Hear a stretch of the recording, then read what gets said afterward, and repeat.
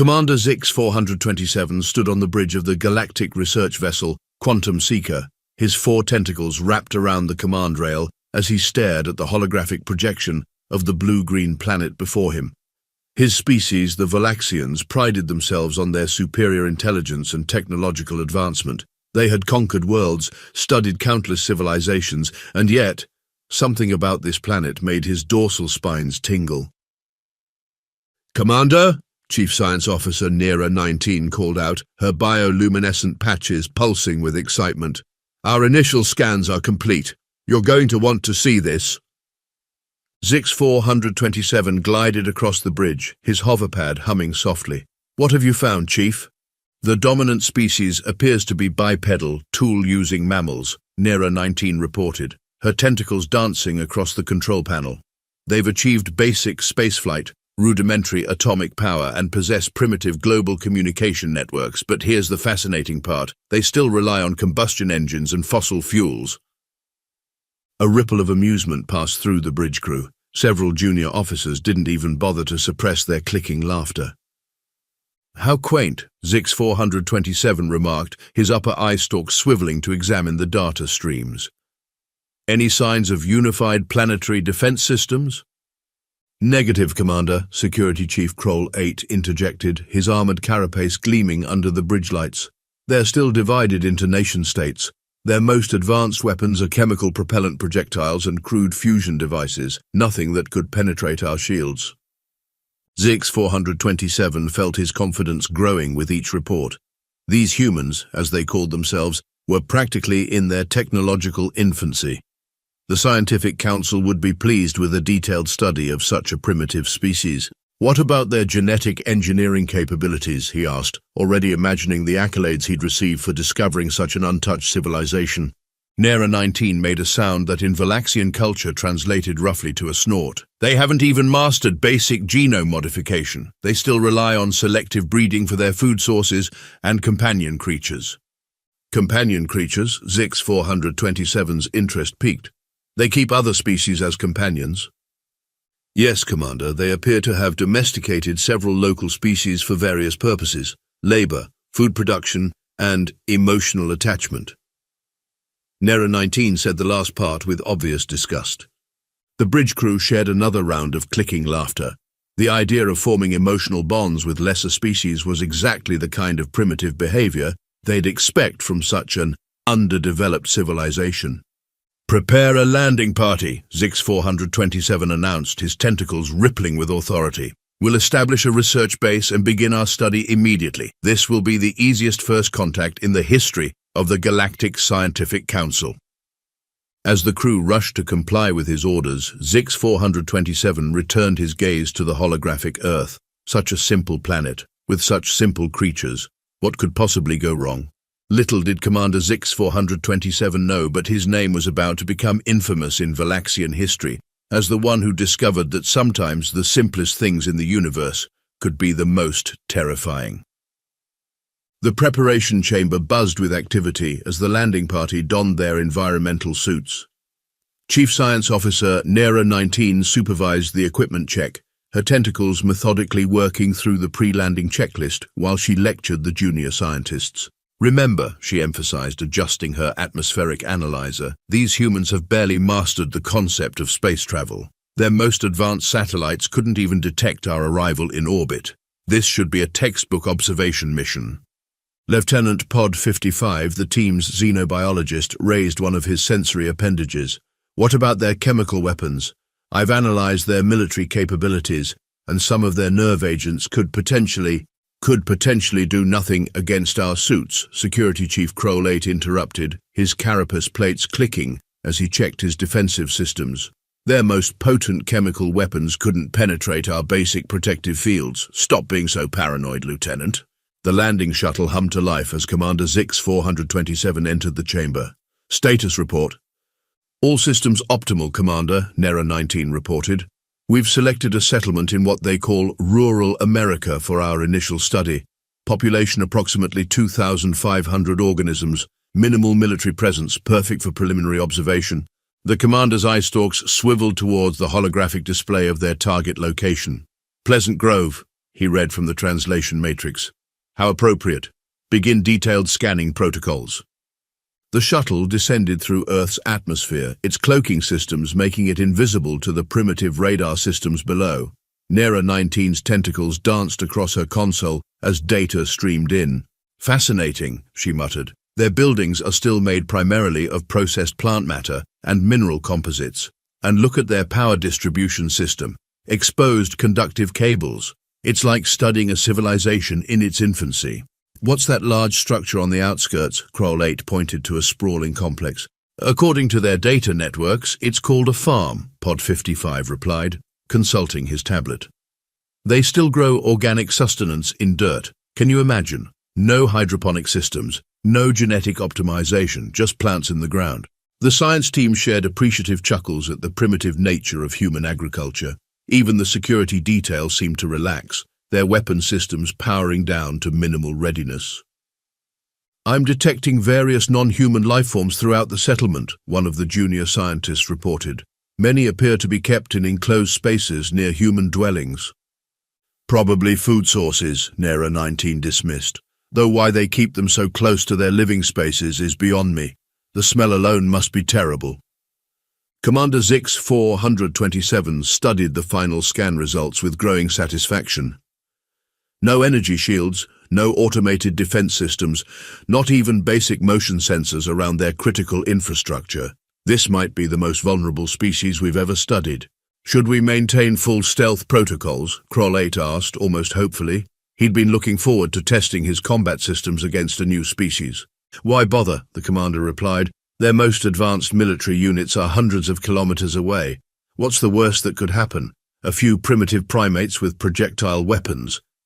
The landing party shared another round of laughter as the shuttle touched down in a clearing near the farm. None of them noticed the large red barn, or the various pairs of eyes watching their arrival from within its shadows. The morning dew still clung to the grass as the Valaxian landing party emerged from their shuttle. Commander Zix 427 led the way, his environmental suit's sensors processing the alien atmosphere. Behind him, the science team fanned out, their analysis devices whirring and clicking. Primitive audio detection equipment approaching, Security Chief Kroll 8 reported, his defensive systems highlighting a rumbling sound. Some kind of combustion-powered vehicle. An ancient pickup truck bounced down the dirt road toward them, kicking up dust in its wake. It screeched to a halt about 50 meters away, and two humans emerged. The taller one wore what the Valaxians' database identified as overalls, while the shorter one sported something called a flannel shirt. Well, ain't this something, the taller human drawled, leaning against his truck. When my boy Tommy said he saw lights in the back field, I thought he'd been hitting the moonshine again. Commander Zix 427 activated his universal translator. Greetings, primitive beings. We come from... Primitive, the shorter human spat on the ground. That's rich coming from folks wearing disco ball suits. Name's Chuck Henderson, and this here's my brother Bob. You all picked a hell of a time to land in our cow pasture. Nera 19 furiously documented the interaction on her datapad. Fascinating. They show minimal fear response to our presence. Perhaps their primitive brains can't process... A low rumbling growl cut through the morning air. Oh, looks like Rex and Duke finally woke up, Bob said, grinning. From behind the truck, two massive shapes emerged, German shepherds according to the Valaxians' database. Their teeth were bared, hackles raised. Lieutenant Pod 55 studied the creatures with interest. Some kind of primitive guard beasts. How quaint. Our suits can easily... Quiet, Commander Zix 427 snapped, then addressed the humans. We mean you no harm. We are simply here to study your species. Chuck whistled sharply, and the dog sat at attention. Study us, huh?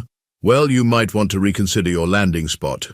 This here's private property, and my animals don't take kindly to trespassers. Kroll 8 stepped forward, his armor plates clicking menacingly. Your primitive guard beasts pose no threat to our advanced technology. Perhaps a demonstration of our power would... Did you hear that, Rex? Bob chuckled. He called you primitive. The dog's ears perked up at Bob's changed tone. Their previously aggressive stance shifted to something the aliens couldn't quite interpret. Almost like anticipation. Listen here, spacemen, Chuck said, crossing his arms. You've got about 2 minutes to move your fancy disco ball away from my livestock. or things are gonna get interesting. Commander Zix 427's eye stalks swiveled in confusion. Are you threatening us with these pets? Pets? Bob laughed. Nah, Rex and Duke ain't pets. They're working dogs, highly trained, been in the family for generations. They help us manage the farm. Nera 19 made a dismissive gesture. Commander, these creatures appear to be simple canines. Their bite force wouldn't even register on our protective fields. And what's the maximum bite force in your database? Chuck asked, surprisingly interested. Approximately 230 pounds per square inch, Pod 55 replied proudly. Well within our safety parameters. The Henderson brothers exchanged knowing looks. You might want to update your database, Chuck suggested. Also, you should know, Rex and Duke ain't the only ones you need to worry about. As if on cue, more growls emerged from different directions. The alien sensors suddenly detected multiple heat signatures surrounding them. From behind various structures and hay bales, more dogs appeared. A Rottweiler, 2 Belgian Malinois, and several mixed breeds. Meet the rest of the family, Bob announced cheerfully. Now about moving that ship. Commander Zix 427 stood his ground, though his tentacles twitched nervously. This is absurd. We are an advanced spacefaring species. We will not be intimidated by primitive Earth creatures and their simple-minded handlers. Simple-minded? Chuck shook his head. Coming from the folks who landed in the middle of a working farm during feeding time, you ain't seen nothing yet. He turned to his brother. Bob, why don't you go ahead and open up the barn? Let everybody know it's breakfast time. The sound of heavy barn doors creaking open echoed across the field, and that's when the Valaxians learned their first lesson about Earth creatures. Dogs were just the beginning. Commander Zix 427 decided it was time to demonstrate superior Valaxian authority. He activated his suit's intimidation protocols, causing it to grow 2 meters taller, while emitting a low-frequency hum designed to instill fear in primitive species. Perhaps you don't understand your situation, he boomed, his voice amplified. We are members of the Galactic Scientific Council, and we— A loud "Moo" drowned out the rest of his speech. Oh look, Bob grinned, Big Red's awake. From the barn emerged a massive Texas longhorn bull, his horns spanning wider than the alien commander was tall.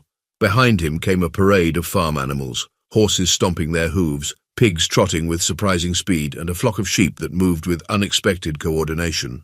Fascinating, Nera 19 muttered, frantically recording data.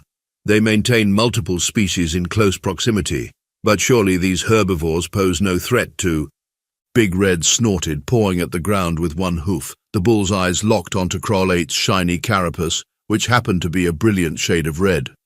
Is that creature displaying aggressive behavior? Pod 55 asked nervously. Nah, Chuck drawled, casually leaning against his truck. That's just his happy dance. He loves meeting new folks, especially ones wearing red. Security Chief Krol 8 activated his defensive stance. Our database indicates Earth bovines are docile creatures used primarily for food production. Their primitive nervous systems are easily controlled by— Big Red charged. 2,000 pounds of angry bull slammed into Krol 8's impenetrable shield. The security chief went flying, his carapace spinning like a frisbee, before he landed in a water trough 50 meters away. Impossible! Commander Zix 427's eye stalks whirled in panic. Our shields are rated for— Bah! A sheep head-butted him from behind, sending him stumbling forward. The commander's intimidation field flickered and died. Around him, chaos erupted. The horses had circled the science team, their impressive height forcing the aliens to cluster together. The pigs, displaying surprising tactical coordination, were herding several junior officers toward a mud pit. Our sensors must be malfunctioning, Nera 19 shrieked, as a goat began chewing on her atmospheric analyzer. These creatures show intelligence patterns far beyond— Watch out for Bessie, Bob called out helpfully. She gets a mite frisky with strangers. A massive brown mare snapped her teeth inches from Pod 55's sensory appendages. The xenobiologist squealed in a most unscientific manner and tried to activate his emergency teleporter. It sparked and died, short-circuited by the goat's drool on his suit. Control these beasts immediately, Commander Zix 427 demanded, trying to maintain dignity while backing away from Big Red's advancing horns. Chuck pulled out his phone. Oh, this is definitely going on YouTube. Alien invasion stopped by farm animals. The internet's gonna love this. The internet, the commander's translator glitched. That primitive data network you use for cat videos and argument forums? And posting videos of aliens getting their butts kicked by my livestock, Chuck confirmed, filming as 3 pigs performed a coordinated assault that sent a science officer face first into the mud. Big Red had now backed the commander against the barn wall. The bull's hot breath fogged up the alien's faceplate, and those horns looked a lot sharper up close.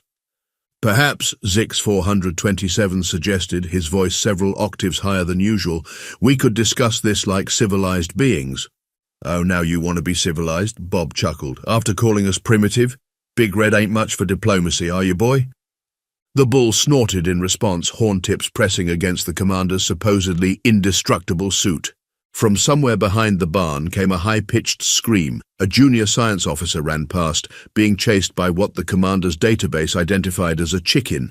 The tiny, feathered creature was somehow keeping pace with the terrified alien's top running speed. That's Eleanor, Chuck explained proudly. She won Best in Show at the county fair 3 years running. She's also our designated alien chaser, apparently.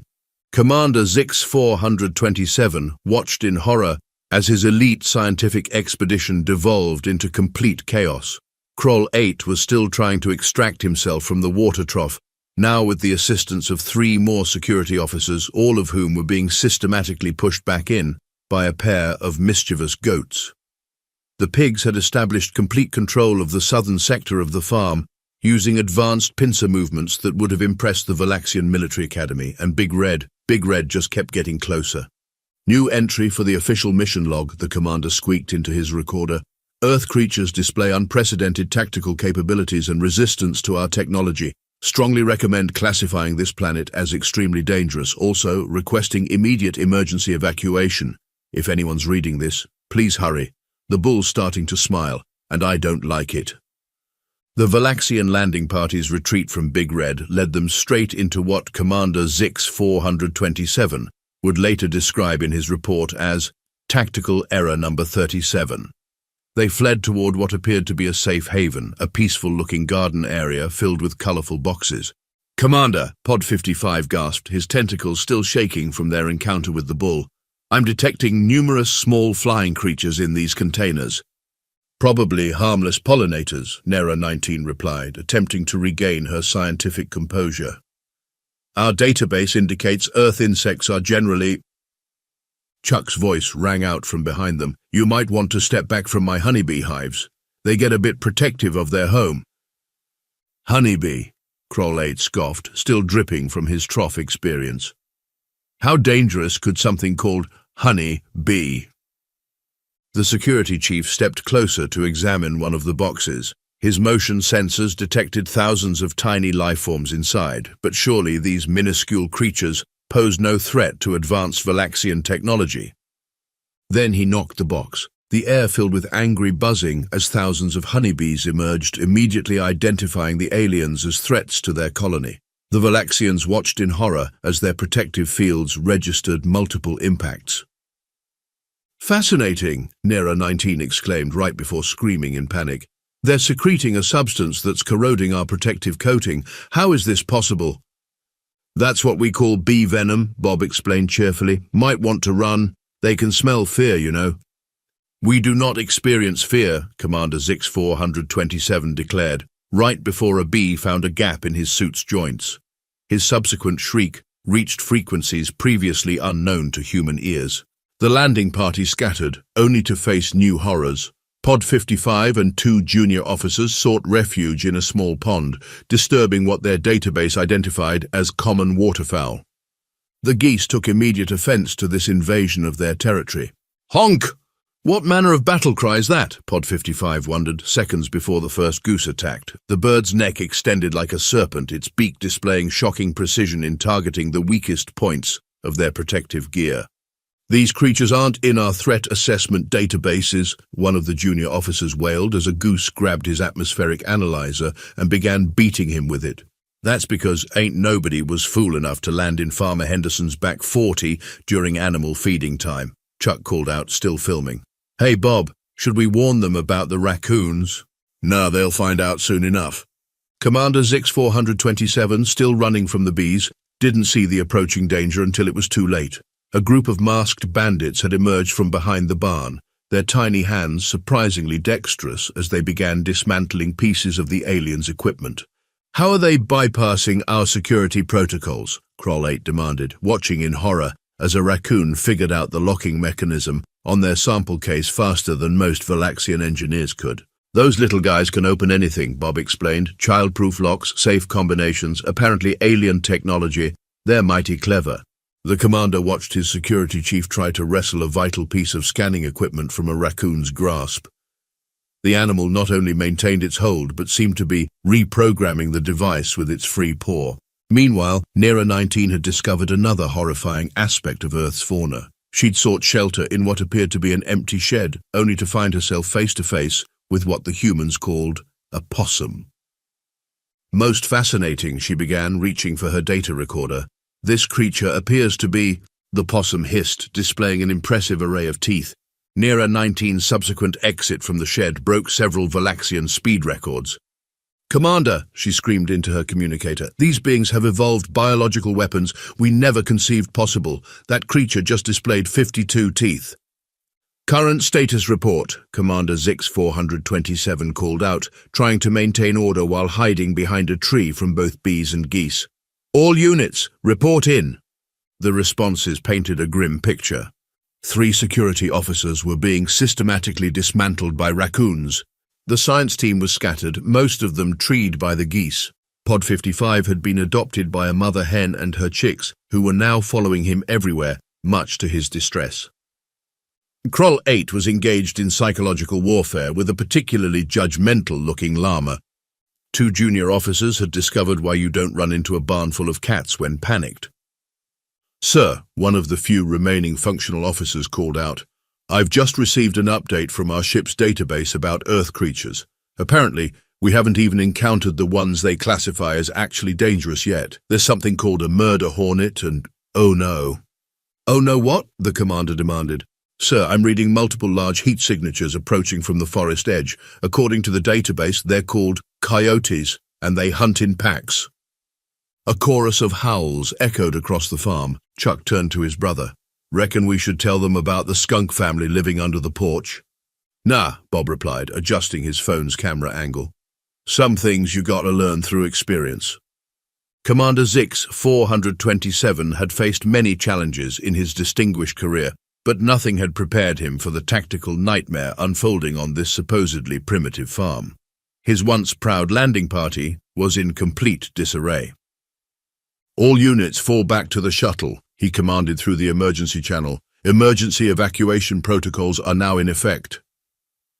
"Slight problem with that, sir," Kroll 8's voice crackled through the comm. "The raccoons have rewired our shuttle's navigation system, and I think they've improved it." A raccoon chittered proudly from the shuttle's cockpit, where it was installing what appeared to be an upgraded quantum drive using parts from a stolen tractor and 3 aluminum cans. "Then we'll proceed on foot to secondary extraction point Beta," the commander declared. "All units, converge on my position." "Unable to comply, sir," Pod 55 responded. "The geese have established a blockade. They've demonstrated advanced pincer movement tactics that exceed our military training." Nera 19's voice cut in, unusually high-pitched. "Commander, you need to see this. I've accessed their primitive information network and, sir, they have something called Australia. The creatures there, her transmission cut off with a squeak as she discovered what happened when you accidentally step on a cat's tail. The resulting fury of claws and fur sent 3 more science officers running for their lives. "It's just a small feline," one of them cried. "How can it move that fast? Our sensors can't track it." "Don't run," Chuck called out helpfully. "They can smell fear. Also, maybe don't go in that direction. That's where the turkey flock hangs out." The commander watched in horror as his elite team of scientists and warriors was systematically dismantled by Earth's wildlife. A group of squirrels had discovered their emergency ration packs and were now conducting advanced guerrilla warfare from the trees, bombarding them with acorns with disturbing accuracy. "Sir," a junior officer reported, "I've been analyzing their global information networks. Did you know they have something called honey badgers and hippos? Sir, This entire planet is filled with creatures that defy our understanding of combat capabilities. The breaking point came when they discovered what happened when you corner a harmless house cat. Mr. Whiskers, the Henderson's 20-pound Maine Coon, had decided the aliens' equipment cases made excellent scratching posts. When Kroll 8 tried to stop him, they learned why cats had once been worshipped as gods.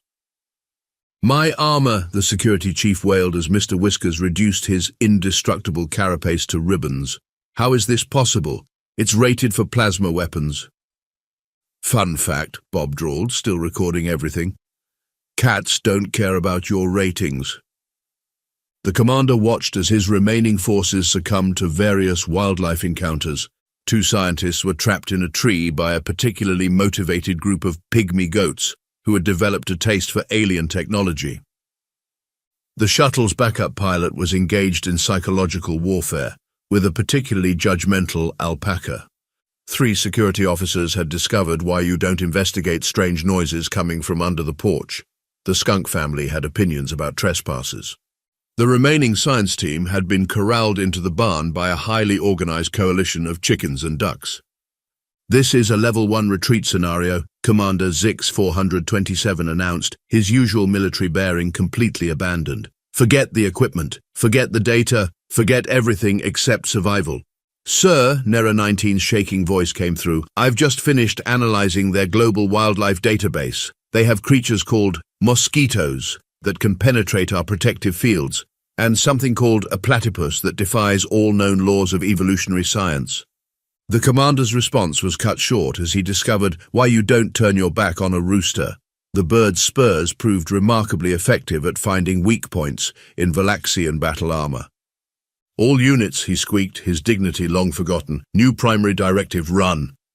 Chuck turned to his brother as the aliens fled in various directions, pursued by an assortment of farm animals, wildlife, and one very smug Maine Coon.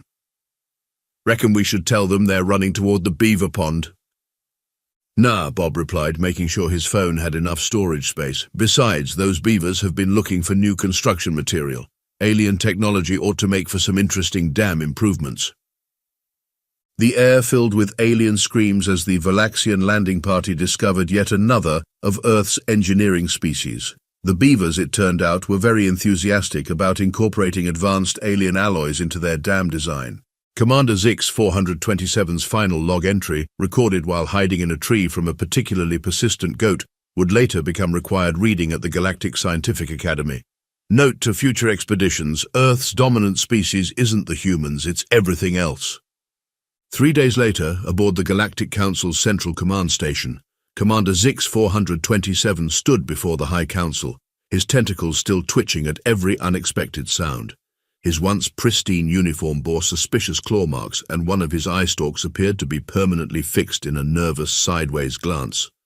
"Honorable Council," he began, his voice cracking, "I present my report on species 427b designated humans and their planet, now classified as Death World 427. The council chamber erupted in murmurs. Death World classification was extremely rare. "Surely you exaggerate, Commander," High Councillor Vex 1 scoffed. "Your preliminary scans showed a primitive species that hadn't even achieved unified planetary government." "The humans aren't the problem," Commander Zix 427 replied, pulling up his presentation. "They're just the zookeepers." The holographic display activated, showing footage from their disastrous expedition. The Council watched in horror as Earth's wildlife systematically dismantled their most advanced technology. "As you can see," the commander continued, pointing to a clip of Mr. Whiskers reducing a quantum analyzer to scratching post material, "their smallest domestic creatures possess combat capabilities that exceed our military projections, and these are just their companions." "Surely you had some successes," another council member pressed. "Our only success was escaping with our lives," Nera 19 interjected from her position near the back. She still hadn't recovered from discovering Australian wildlife documentaries. "The humans have somehow achieved symbiotic relationships with creatures that, by all logic, should have annihilated them millennia ago." Their presentation continued, showing the various encounters. The council watched in stunned silence as Earth's farm animals displayed tactical prowess that rivaled their elite forces. Note the organizational capabilities of these geese, Kroll 8 pointed out, his new carapace noticeably less shiny than his old one. They've mastered advanced military formations, and these raccoons, they reprogrammed our shuttle's navigation system with their hands, their tiny, terrifying hands. But the humans themselves, High Counselor Vex 1 pressed. They stood back and recorded our humiliation on their primitive communication devices, Commander Zix 427 reported grimly. They now have something called viral videos of our retreat. The humans find it entertaining. The final footage showed the emergency evacuation, with the landing party fleeing through the beaver pond, while their shuttle, piloted by the raccoon's improved AI system, performed barrel rolls overhead. In conclusion, the commander stated, I recommend classifying Earth as a Level 10 death world with additional hazard warnings for the following categories: wildlife, domestic animals, insects, and particularly their cats, all cats. Preposterous, one council member declared. Surely we can simply avoid their wildlife and... They keep them in their houses, Nera 19 interrupted, her scientific composure finally breaking. The most dangerous ones? They keep them as pets. They call the murder machines fuzzy and cute and give them treats. The council chamber fell silent as the implications sank in. Very well, High Counselor Vex 1 declared, Earth shall be classified as Death World 427, with the following official designation: a planet where even the supposedly domesticated species can and will destroy advanced technology for fun. Approach at your own risk. If you hear something called a pspeesps, run. Back on Earth, Chuck and Bob Henderson sat on their porch watching their video hit 10 million views on YouTube. Reckon we should have told them about the wildlife preserve next door? Bob asked, scratching Mr. Whiskers behind the ears. Nah, Chuck replied, tossing a treat to Big Red. Besides, those alien parts the raccoons installed in the tractor have improved our harvest efficiency by 300%. In the background, the geese maintained their patrol formation, while the beavers had incorporated pieces of Valaxian technology into a dam that now generated enough power for the entire county. The raccoons had started a tech consulting business, and somewhere in deep space, a new sign appeared on the Galactic Council's navigational charts. Earth, approach with extreme caution. Note, their apex predators are not the ones you need to worry about. Secondary note, they keep the dangerous ones as pets. Final note, yes, all of them are like this, Mr. Whiskers purred contentedly, using his new alien alloy scratching post, while somewhere in the distance the geese honked their approval. The emergency evacuation of Earth went exactly as well as the rest of the mission, which is to say, it was a complete disaster. Commander Zix 427's once proud landing party fled through the farm in complete disarray, their military formation replaced by what could only be described as panic-driven chaos. The shuttle! Kroll 8 screamed. Everyone to the shuttle! Sir, a junior officer called out, the raccoons have completely redesigned the propulsion system. They've somehow integrated a John Deere tractor engine into our quantum drive.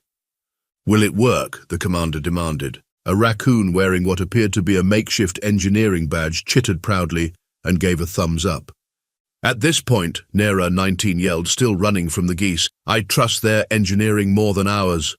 The landing party piled into the shuttle, pursued by an assortment of farm animals that had apparently formed an impromptu militia. Big Red led the charge, with the geese providing air support and the cats conducting special operations.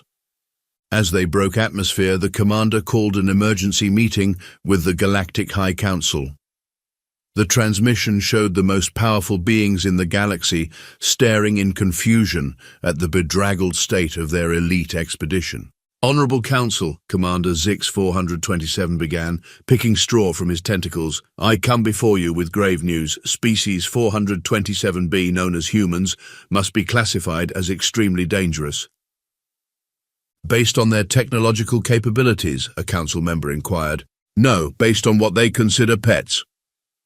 The council watched in stunned silence as the commander played back footage from their expedition. The scenes showed humans casually commanding creatures that had reduced advanced Valaxian technology to scrap metal.